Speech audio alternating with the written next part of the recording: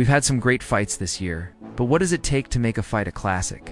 Fight that people talk about years later, not just the whoop-ass and whoop-ass variety, but the ones that get talked about in hushed tones, almost like they trying to be polite when talking about an old war that took place between two warriors. There's a different reverence for those fights. And today we're going to talk about what makes a fight of the year worthy. Now this could be any promotion, any weight class, any time frame. We're just going to talk about what makes a fight of the year candidate. And then we'll go through a few that I think were worthy this past year. The first thing is back and forth action. Both fighters have to be doing damage. If it's one fighter just rocking another guy and just barely surviving, it's not a great fight. There has to be some ebb and flow. And the thing is, when you have back and forth action, it means both fighters are getting hurt. You can't have a fight where they're trading bombs and no one's getting hurt. That's not reality. If they're swinging for the fences, someone's going to get hit. Now, there are several things that make for a good fight. One of them is drama. It could be narratives going into it, but more than that, it's what happens during the fight. Does it live up to the hype, or does it exceed the hype? Most importantly, does it have heart? Heart is the most important ingredient. If two guys go out there and they leave it all in the ring, even if it's not a back and forth brawl that has heart, that gets my attention. But the ideal fight has all three: back and forth action, drama, and heart. Another key component is that you don't know who's going to win until the very end. Now, that doesn't mean it has to go the distance. It could be a knockout in the fourth round, but you don't know until that knockout happens. And even if it goes to the scorecards, you don't know who won until those cards are read. Those are the wars that people talk about for decades. They're the ones that get put on highlight reels for years to come. It's funny because I was thinking about this, because so many times we have an amazing fight, and then the next day comes around and people start looking at the stats and, oh, he landed 200 more strikes, or he spent 8 minutes more in the octagon, and therefore he won the fight. Listen, you can throw all the stats you want out there. At the end of the day, if you're trying to tell me that a certain fight happened, what matters most is what you saw with your eyes. Did you see the heart? Did you see the back and forth action? Who do you think won the fight?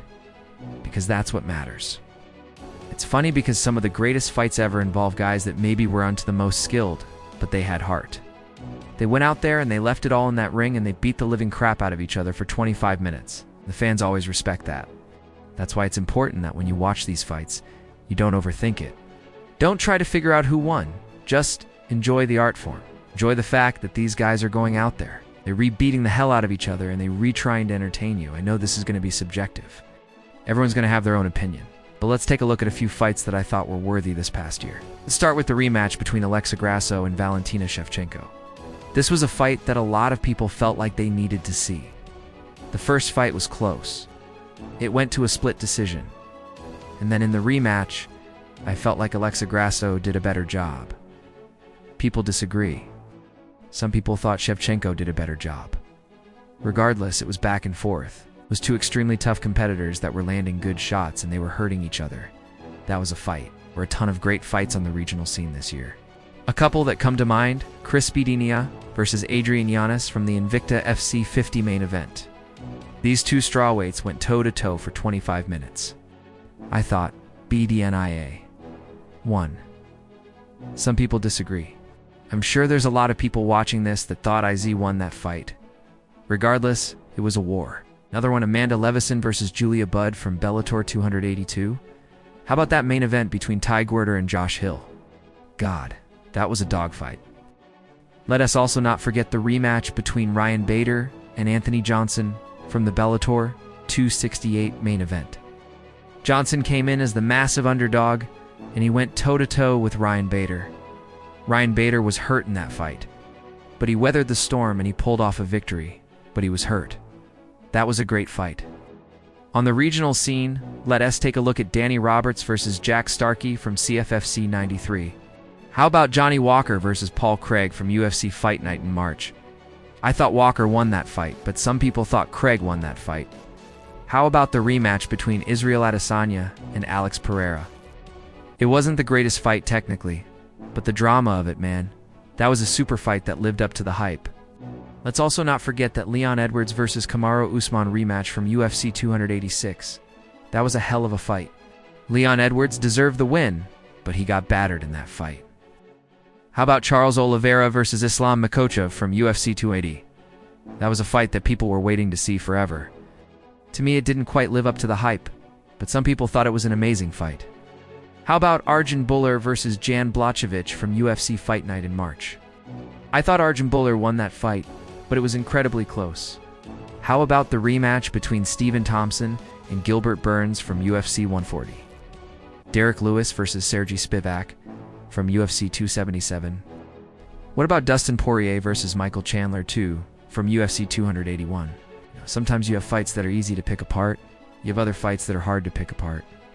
But at the end of the day, if you watched these fights with your eyes, you know how amazing they were.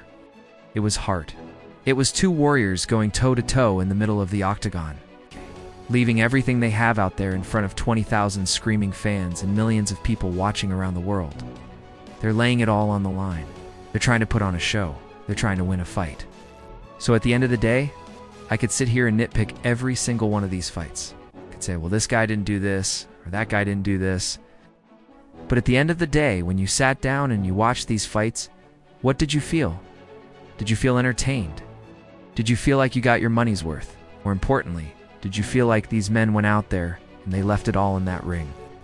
For me, those are the fights that matter.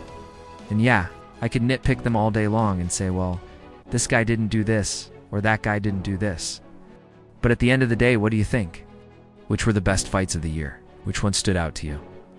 Leave it in the comments below. Let's talk about it. But until then, I'm James Lynch. Thanks for watching. Be sure to check out our website for all the latest news and results. And don't forget to follow us on social media.